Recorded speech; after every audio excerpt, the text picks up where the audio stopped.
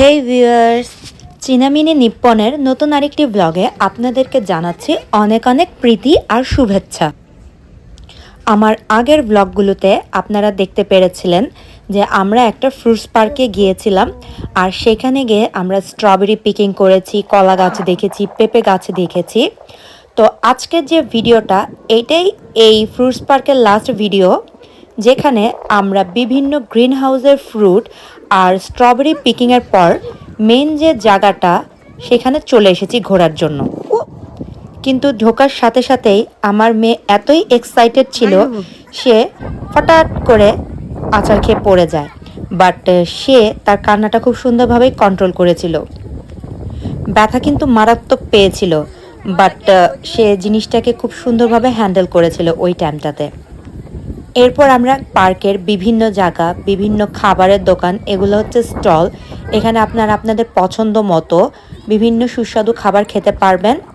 আর আমরা কিছু স্ন্যাক্স খেয়ে এরপরে চলে গেছি এই ফ্রুটস পার্কের একটা পার্ক সেকশনে, যেখানে আমার মেয়ে অনেকটা টাইম ধরেই প্রায় 2 থেকে আড়াই ঘন্টা পর্যন্ত সে এই পার্কটার মধ্যে খেলাধুলা করেছে। সে এত এক্সাইটেড ছিল যে আমরাও তাকে বাধা দেইনি যে তাড়াতাড়ি চলো, এখন তো আমাদের যেতে হবে।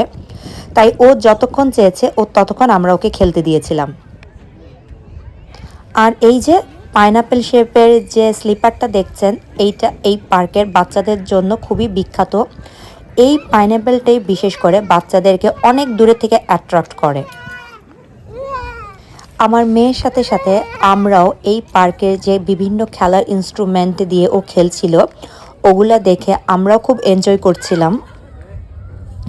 ভিউয়ার্স, আমার এই ফ্রুটস পার্কের 4টা পর্ব আছে, আর এই 4টা পর্ব আপনাদের দেখে কেমন লাগলো অবশ্যই আমাকে কমেন্ট করে জানাতে ভুলবেন না।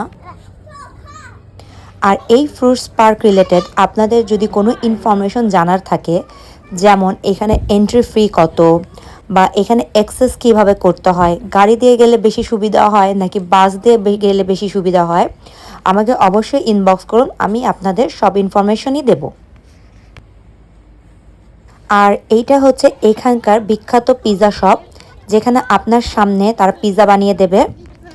আমরা অনেকটা সময় কাটানোর পর ডিসাইড করলাম, এইখানে যেহেতু উইন্টারে অনেক নামকরা এলিমিনেশন হয়, তো আমরা যেহেতু এত দূর এসেইছি, তো আমরা এলিমিনেশনটা দেখেই তারপরে বাড়ি যাব। এইটা হচ্ছে সকালে যে জায়গাটা যেখানে বিভিন্ন টাইপের খাবার পাওয়া যাচ্ছিল, স্টল বসেছিল, ওইখানটায় এখন বিভিন্ন লাইটের দাওয়াতে সেটার রূপটা চেঞ্জ হয়ে গেছে। আর ওই যে পিঙ্ক কালারের জায়গাটা দেখছেন, ট্যুরিস্টরা ওইখানে গিয়ে তাদের ফটো তোলে। তাই যে কথা সেই কাজ, দুপুরে লাঞ্চ সেরে এরপর আমরা অনেকক্ষণ ধরে বসেছিলাম যে কখন এলিমিনেশন স্টার্ট হবে। আর প্রতীক্ষার সময় শেষ, এখন এলিমিনেশন অলরেডি স্টার্ট হয়ে গেছে। এইটাও জাপানের একটা খুব বিখ্যাত এলিমিনেশন, আর এই এলিমিনেশন দেখতে জাপানের বিভিন্ন প্রান্ত থেকে মানুষজন আসে। চলুন আপনাদের দেখানো যাক এই ফ্রুটস পার্কের এলিমিনেশনটা কেমন হয়। বিভিন্ন রঙে ঢঙে ভরা এই ফ্রুটস পার্কের মেমোরি সবসময় মাথায় থাকবে। যদি আবার কখনো সুবিধা হয়, তাহলে আবার স্ট্রবেরি পিকিংয়ের জন্য এই ফ্রুটস পার্কে যেতে চাই।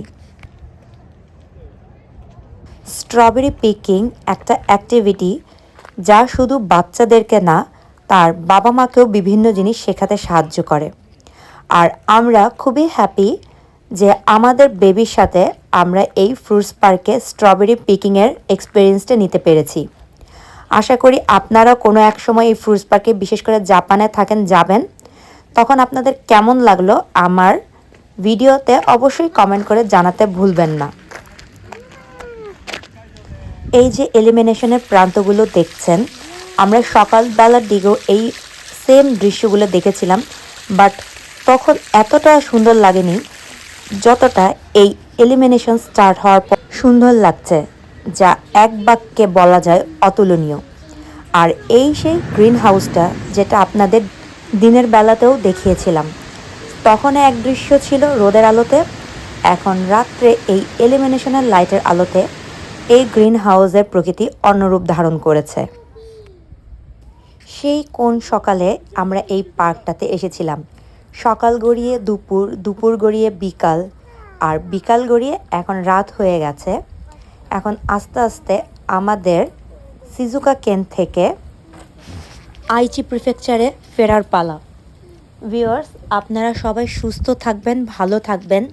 বিশেষ করে যারা জাপানে আছেন, এখন যেহেতু সামনে বিভিন্ন ফুল ফোটার টাইম, তো কাফুনশো যাকে বলা হয়, যদি ইংলিশে বলেন পোলেন ভাইরাস, সেটা খুব দ্রুত ছড়াচ্ছে। আপনারা অবশ্যই সাবধানে থাকবেন, সতর্ক থাকবেন। আমার নেক্সট ভিডিও দেখার জন্য আমন্ত্রণ রইল। ধন্যবাদ সবাইকে।